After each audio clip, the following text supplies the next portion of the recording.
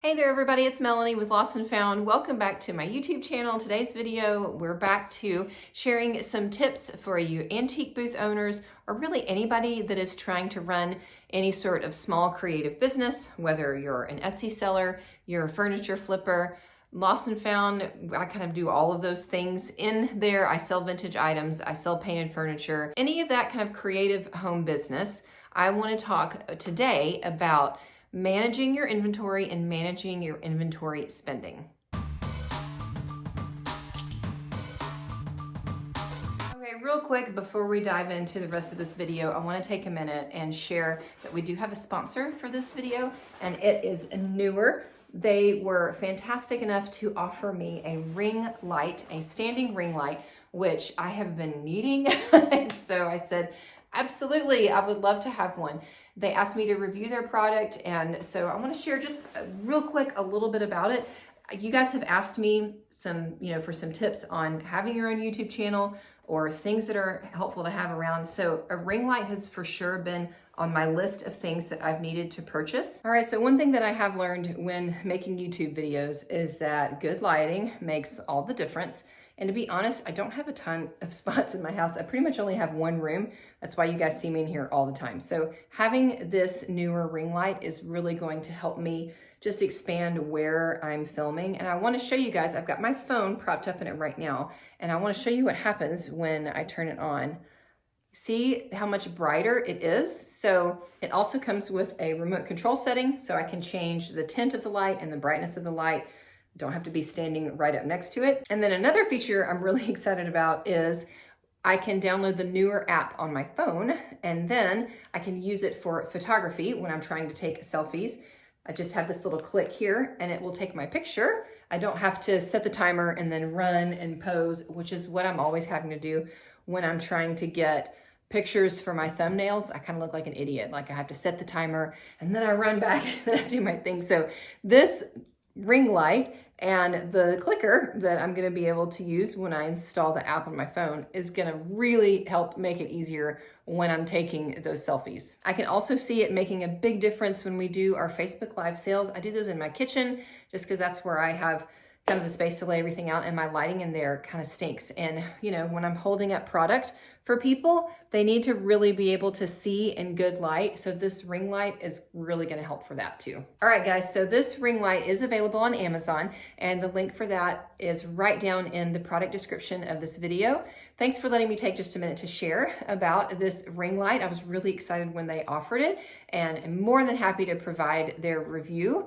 And I hope that maybe it could be something helpful for some of you guys watching. Okay, so a couple weeks ago, I shared a video, and the title of the video was, Can My Antique Booth Survive This Economy? If you missed it, then you can check it out right up here. But one of the things I shared in that video, one of the takeaways that I gave you was to reduce what you are putting into your business right now in the form of purchasing new inventory. That seems to be a really helpful takeaway for several of you, a bunch of you. And then as I've been coaching kind of antique booth owners over these past 5 years, like that's something I've just harped on over and over. And then I had a couple comments where some people just struggled a little bit more with the idea. And then I've gotten feedback over the years as I've been coaching again with that, just struggling with that idea of like, but don't I always need to be buying more?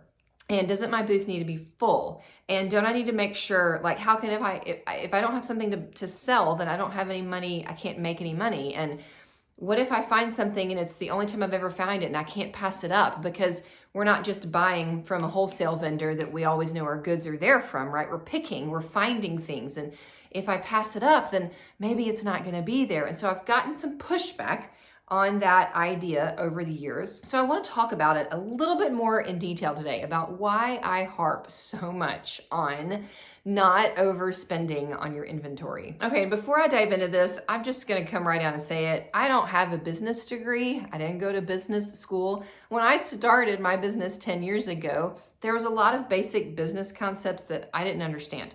But from day one, I needed it to make some money.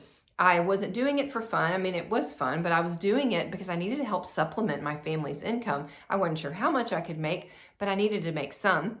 And so I kind of started putting some of these business principles in place, and I didn't even necessarily know that's what I was doing.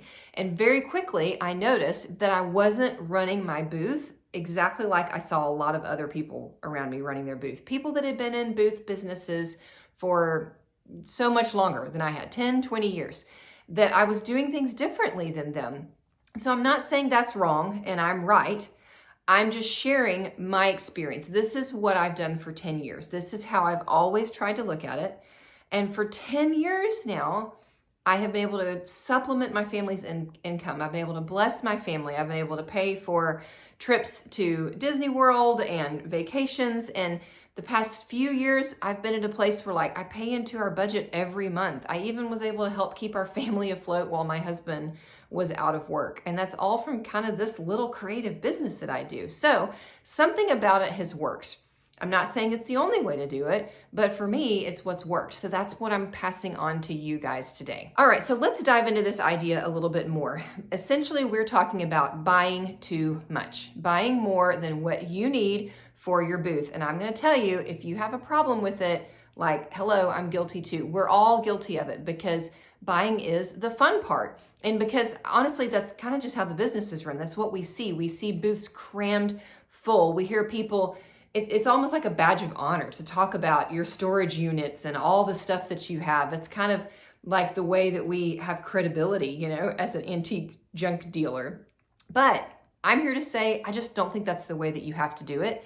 And I'm also not convinced that financially, that's the best way if you're trying to actually put some money in your pocket and run a business. So I've got two ideas that I want to kind of break down with you today. And the first one, if you feel like you're struggling with buying too much, I want you to wrap your head around the idea of buying inventory for the business that you have, not the business that you wish you had, or the business that your neighbor has, or the business that maybe the top seller in your mall has. You need to buy inventory for the business that you have right now. Okay, let me give an example of what I'm talking about. So I live in Northwest Arkansas, and if you don't know, that is the world headquarters of Walmart. So one of the largest, if not the largest retailer in the world. The world headquarters of Walmart is right here. So we got Walmart out the wazoo. There's Walmarts everywhere. So here in my little town, there's a Walmart like a mile from my house, and it is like one of the flagship Walmarts of the country. So it's really, really nice there. But it's always busy. And so you go down the cereal aisle or the bread aisle, right? And there's so many different options, and the shelves are stocked so deep. It's just full because they're selling like crazy. They're selling a crazy volume, right? So then you go a mile a different direction, and there's a little local family-owned grocery store in my town also. And every time I walk in there, there's like 5 people in there, right? And it's it's a full grocery store, but it's just not near as busy. It doesn't generate near the foot traffic. And I'm sure it doesn't generate near the sales. So their cereal aisle, their bread aisle, there's just less on there. Wouldn't it be crazy if the owners of the little local grocery store were buying the same amount of cereal to stock their shelves as the folks that were managing this Walmart?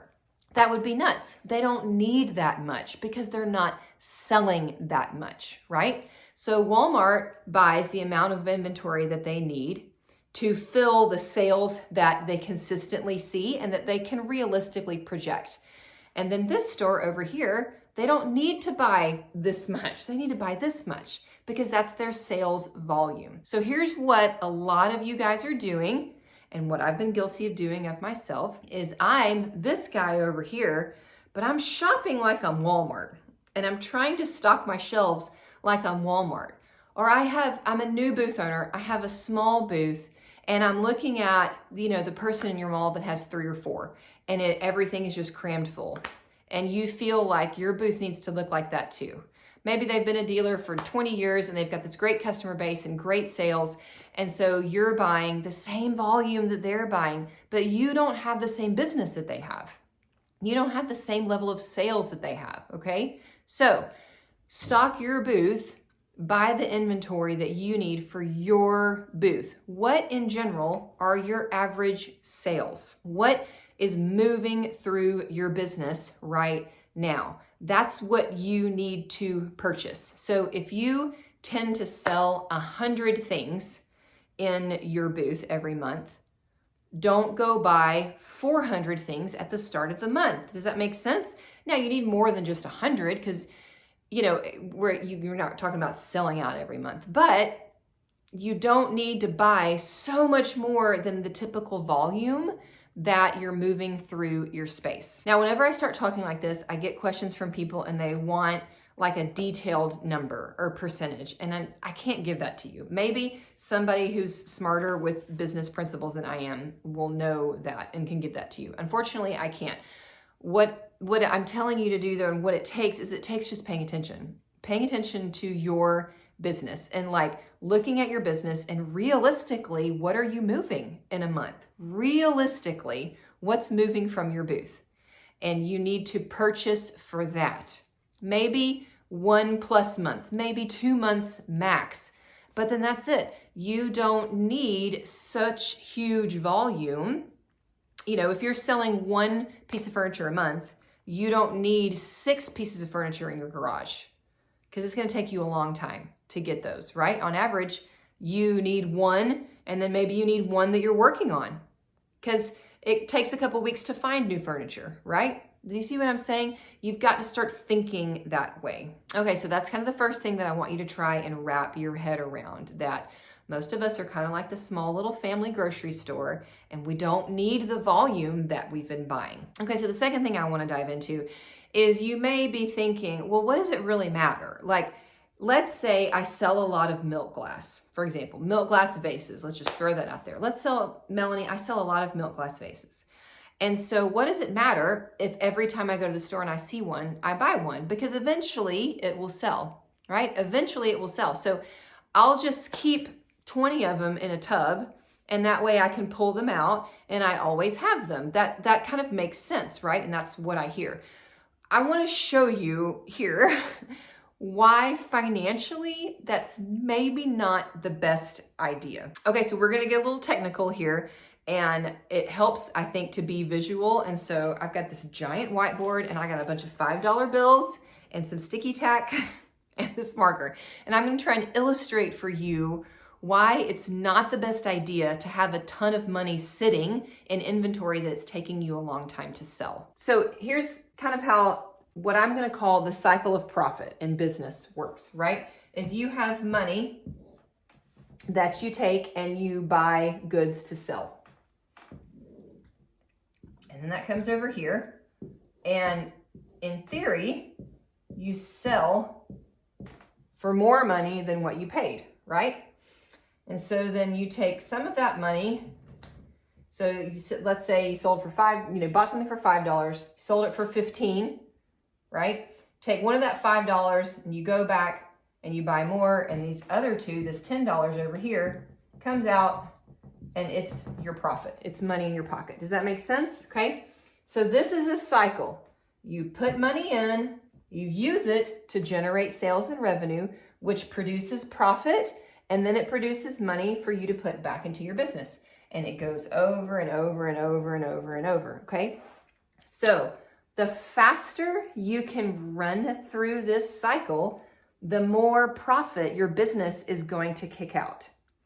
The greater the profit potential. And then the reverse is also true. The slower this cycle runs, the less profit potential your business has. Okay, so here's another way that we can illustrate that cycle of profit that I'm talking about. Over here we have 5 $5 bills. Each of these $5 bills represents a $5 item. Let's say you go buy 5 items, each one is $5. That's your inventory that you're buying for your booth. So that's going to be called your cost of goods. So this is the money that you've put into your business. It's that initial part of your cycle. So then let's say that this is 1 month in your booth. So this $5, you actually price the item double. You price it at $10 and it sells. And let's repeat that all the way down. Okay, so let's assume that all of these $5 items, we then turn around and we put them in our booth at $10 items. And then they sell. All of them sell, right? So this is now our revenue or sales, but revenue is kind of the fancy term for it. So you started with putting $5 in, and what you end up with is actually a total of 10, right? So we got $10 here. This $5 turned into $10 total, and so on all the way down. So 10, 20, 30, 40, 50 is your total revenue. 5, 10, 15, 20, 25 is your total cost of your goods. So this is that cycle that we're talking about. There's two ways that you can influence how quickly this cycle is happening. The first way, and the way that I pretty much only ever hear anybody talking about, is looking at boosting your revenue, looking at boosting your sales. Well, you just need to sell more. If you want to make more money, you just need to sell more. Sell, sell, sell, sell. The more you sell, the faster that cycle goes, which is completely true. Like, obviously, yes, we have to sell stuff, right? But there's a second way to influence how quickly you run through this cycle, and that's to focus on this side over here, your cost of your goods. So I'm not going to talk anymore about our revenue. I'm not going to give you tips to boost your sales. What I want to do is I'm going to show you why this matters. Why, if you actually pay attention to this side of what you're doing, it can help you financially. All right, so in this example, you spent for your booth inventory for the month, $25. That's what you put in. That came out of your pocket. And then we've already said we generated, because this $5 doubled and it turned to 10. So we 10, 20, 30, 40, $50 of revenue, okay? So that $50 is not all profit, right? Like, all of this isn't your profit. Only this side is. This is these are the $5 that came out of your pocket. So it's kind of like you get these back, and then these are new ones that you earned, right? So your total profit for the month is 50 minus 25, and that gets you $25 of profit. And we see that down there? Okay. What I'm seeing over and over again, and what I'm hearing, and what I try so hard to get through, is that the sales number is not telling your whole story.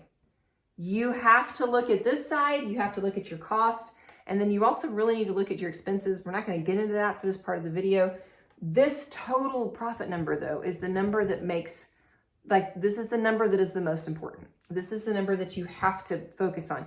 This number could be great, but this number over here, if it's not good, then it can mess our profit all the way up. So I always remind new booth owners when they're telling me about, so-and-so in their mall that has these great sales, and they sell so much, they have the biggest booths, they're the top seller.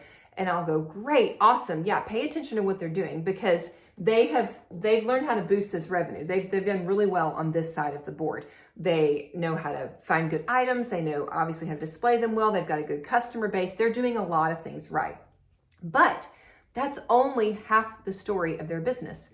Just because this side of their board looks really great, it doesn't mean that financially their business is doing well. You don't know, because you don't know the rest of the story. You don't know this side of the board. You don't know their expenses. You don't know the rest of the story. So it's not just, well, I'm just going to copy exactly what they're doing, because they may have great sales, but be broke. They may not be putting any money in their pocket, because remember, it's not this money. It's not this number. It's this number that really matters. Okay, so this is where it's going to get kind of fun.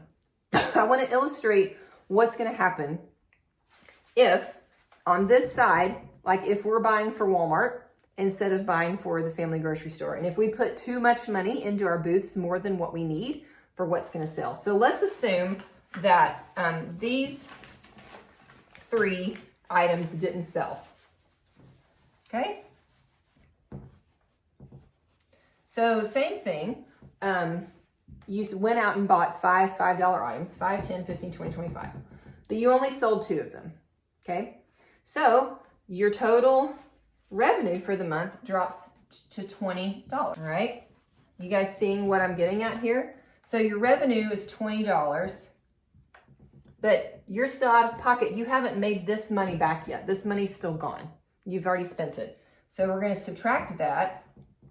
Then your total profit for the month, you're actually in the negative $5. You have lost money this month. If this is what happened, you've lost money, okay? So 2 ways we can fix this. We can boost our sales, right? We can make sure we're selling all of those items. Sometimes that's just not realistic. Sometimes we don't have that foot traffic. Sometimes we aren't to that place in our business where we're seeing that volume yet. Sometimes that's just not the customer base that we're at. You know, again, like there's just some natural limits to your business. You may want to sell all of it, but it's not realistic. It's not how your business typically runs. So can't do anything about this side. Let's maybe say we've done everything we can do on this side. What's the other fix? We come back over here. Let's say that we just even spend $10 less. Let's just take 2 of those $5 out. Let's buy 2 less items, okay? So then we're only in $15 for the month, right? We still have the exact same sales, but look what happens now. We're back to being profitable because we made $20. So we got this one back, this one back, this one back, and we wound up with $5 extra, right? We made $20. We covered our cost of our goods. This time we actually made $5. So can you see? Our revenue didn't change at all. What did we do to better the bottom line of our business? We changed what we put in on the front side. Okay, that's why I'm telling you.